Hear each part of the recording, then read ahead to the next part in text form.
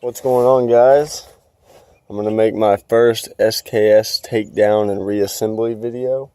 I've got a couple other firearms I want to do this with, but this was kind of the start off because I've looked and I haven't really found many SKS takedown videos that are that good. There's one or two that I used when I learned, but overall you just get the talkative types or the guys that don't really, they veer off point and keep on going. Either way, first things first, Norinco SKS, nothing special. It's got the 30-round magazine. I don't have the factory magazine.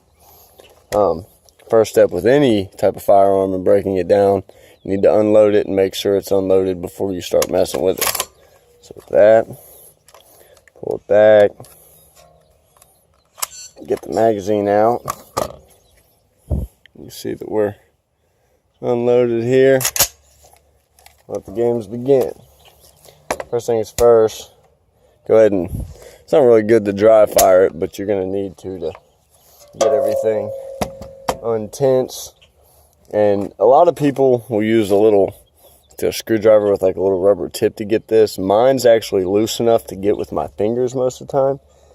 If not, you can use a little punch, kind of like so, just don't scratch the metal up.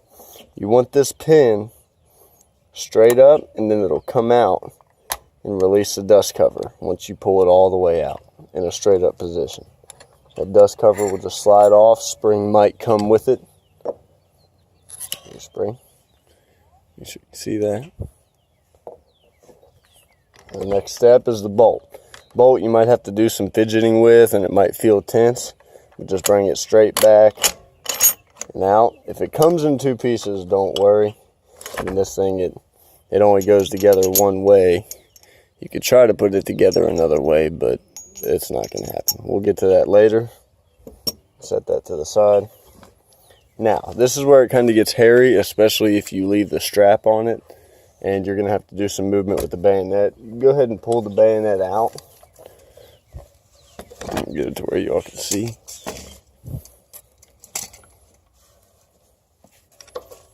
Because it's going to get in your way when you go to remove the frame and barrel from the stock. Alright, so flip it over, and you want this on a sturdy surface, something that's not going to mark up the frame, and something that's going to give you adequate support, because the next step of taking the trigger assembly out, you have to use a punch and go into this. I'll give you a little closer view. You got that right there. Yeah, a lot of people, I mean, I've seen people use a punch and a hammer and all that. I haven't had to do that. It's a little tough, but it's not that tough. Just take your punch, put force. Sorry, one more step. Make sure safety mode is engaged when you are doing this. That punch will not move. Push it in.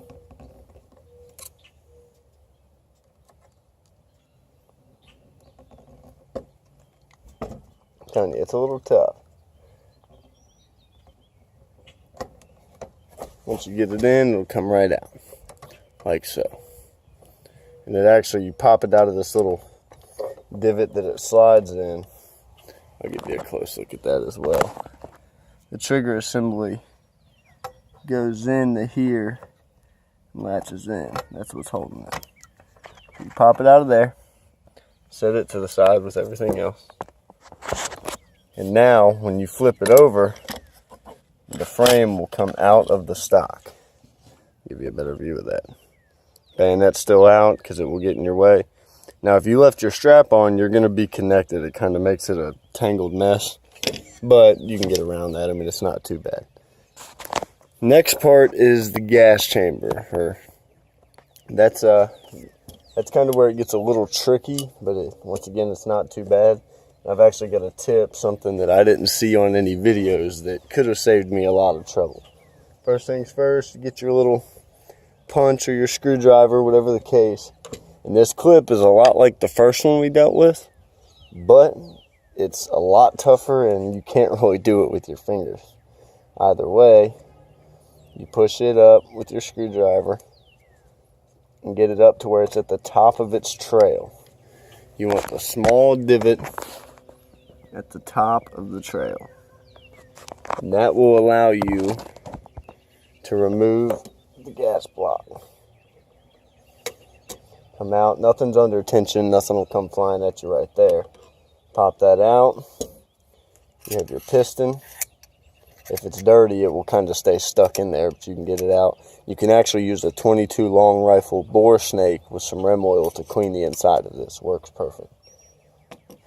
All right, now, what I found out the hard way was how this little, I don't actually know the name for it. It's it looks like a piston and a little spring. I'm not familiar with what it does, but if you take this clip and bring it out of its trail, it opens it to where this will come flying out. Probably hit you in the forehead. I didn't know anything about it, didn't know what it was, and didn't know what I did to cause it to come out. Either way, when you pull that out to get it to seat back in, you push down, get it down there, and then just once it's beyond that piece of metal, you'll see it. You put your clip back down and put the second notch at the top of the trail like we were before. Now you're able to put your gas block back in, and that thing is stuck in there. It won't come out at you. It can be a little hairy to play with that thing. I'm telling you, it took me some time. Either way, with that in, we are now completely disassembled, field stripped, whatever you'd like to call it. And from this point is where you would, take your bolt apart, clean it, wipe everything down, wipe all the grit, powder, residue off of it, kind of clean your trigger guard up, lube everything. It doesn't get too filthy, really.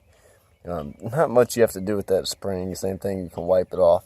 One thing I do want to verify with this SKS, and most SKSs, is I hear that there's a hang fire problem, and it's all due to this free-floating firing pin. You can see what I'm dealing with. And what that does is once it's all full of grit, or if you've got one that's still got, the factory grease in it, or it's been rolled around in the mud, whatever, those will get stuck in the forward position, and that will cause hang fires. SKSs are pretty much known for it, especially when they've been beat up through their lifetime. What I do to combat that and to make sure mine is spotless every time I clean it is I will spray rem oil down in there and tap it up and down while I'm doing it. And just kind of do that once, twice. You can feel when it frees up and when all the grit is out of it. Same thing, I didn't really see that on any other SKS takedown reassembly video. And when I found out, I felt like that was something that people should know, should definitely check into, because last thing you want is to be putting your gun back away and you rack it and the thing lets a round or two off. You definitely wouldn't want that. All right, give me a second. I'm going to clean all this up, and then we're going to get right back to reassembly.